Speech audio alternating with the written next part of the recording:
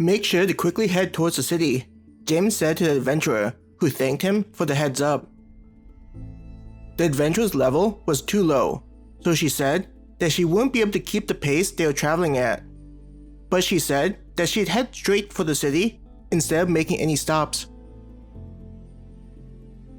James had given her some of the waking leaves that he had, also telling her that it was important for adventurers to keep some with them.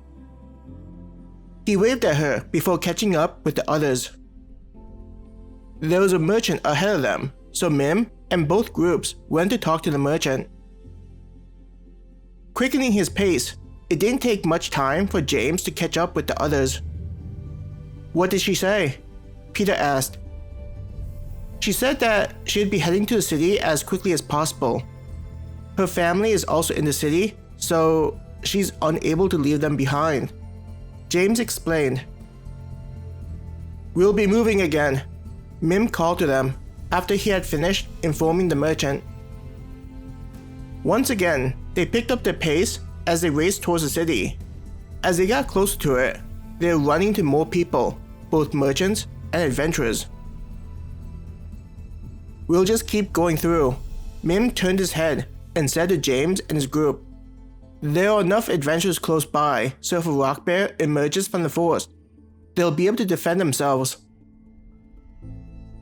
Nodding, James said, "That makes sense. We lost a little bit of time anyways." Mim returned to looking forward. Glancing back at him, Celine made a small smile. "Aren't you popular?" Maya gave him a smile as she ran next to him. Sensing his girlfriend's anger due to the attention he got from the elf, James waved it away. "I'm sure she was just checking the merchants and other adventurers." Maya rolled her eyes at the comment. Next to him, Adam was trying hard to hide his chuckling at the interaction. "What's so funny?" James glared at him unhappily, feeling like the whole thing was unfair. Trying to keep a straight face, Adam shook his head. "Nothing. Absolutely nothing."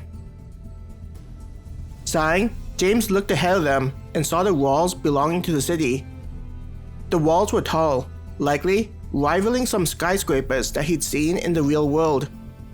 It was thanks to those walls that he felt a little secure about their situation. Without the walls, the rock bears would likely have no issue with tearing into the city and devouring everyone. Up ahead of them, there was a line of people waiting to get into the city. Being such a populated area, it would take longer than what towns and villages would need to deal with. They slowed down and began walking towards the line. A few adventurers glanced at them, likely confused why they were rushing to get in line. The city was a relatively peaceful location, so there was not typically anything urgent happening. James saw the looks and whispers, thinking, I'm sure they wouldn't have such casual talks if they knew that a group of rock bears had shown up in the forest. Being surrounded by people is a nice change of pace, Maya said as she looked at the numerous adventurers going about their regular business. Mixed in with the adventurers were large carriages that transported people between the numerous nearby locations. They were connected to each other to form a long train, allowing the transportation vehicle to be able to turn.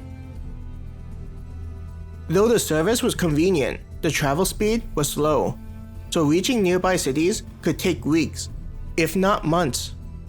This made it an unpopular mode of transportation for adventurers.